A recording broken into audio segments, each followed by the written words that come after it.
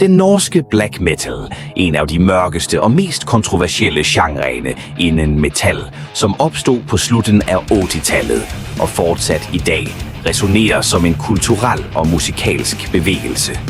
Denne genren blev formet af påvirkningen fra Norges kalde landskab, de gamle vikinglegenderne og modstanden mod alt, som er konventionelt.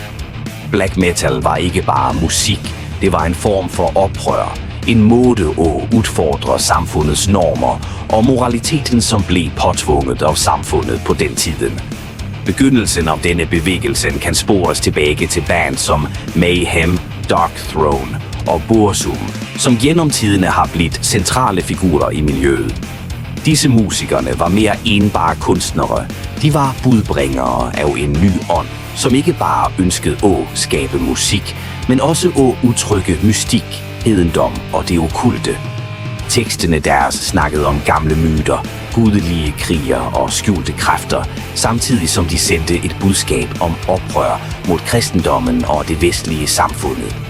Den sande vendepunktet for svart metal var imidlertid den ekstreme handlingen, de berømte kirkebrændene, som skete på begyndelsen af 90-tallet. Disse handlingerne, som blev udført af nogle musikere og fans af bevægelsen, var ment at ødelægge symbolerne til den kristne religionen og markerte en direkte konfrontation mod det, de betragtede som religiøs undertrykkelse. Men black metal er mere end en kortvarig trend.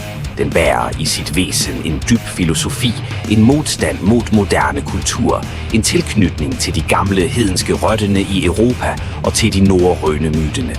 Bandene var ikke bare musikere, de var vogtere af en tabt sandhed, som forsøgte at genoprette det, de mente blev mistet med kristendommens ankomst til Skandinavia.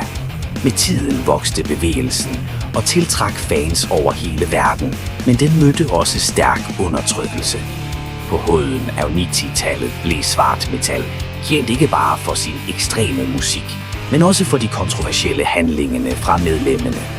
Den mest emblematiske figuren fra denne tid var Varg Vikernes, lederen af projektet Burzum, som i tillæg til teksterne, som var stærkt præget af mystik og hedendom, blev involveret i handlinger, som satte sit præg på genren, som drabet på sin egen bandkammerat. Svart metal er imidlertid ikke bare skandaler. Denne musikalske genren er et spejl af den unge norske ungdommens indre kamp og oprør mod konformismen. Musikkens harde guitarer, distortede vokaler og raske rytmer transporterer lytterne til en verden, hvor mysterier, oprør og det okkulte mødes. Selv med kontroverserne har bevægelsen fået styrke, og i dag er black metal mere end musik. Det er en vigtig del af den kulturelle identiteten til Norge. Bands som Immortal, Enslaved og Target fortsætter at inspirere nye musikere og holder liv i denne arven. Og til trods for sin ofte mørke og isolerede natur, har svart metal fans fra hele verden forent af en dyb lidenskab for ekstrem musik og de skandinaviske myter. Så hvis du vil lære mere om oprindelsen til svart metal, dets grundlæggere, de kontroverserne, som omgav det, og arven det fortsat efterlader, fortsæt at udforske den mørke verden af black metal fra Norge.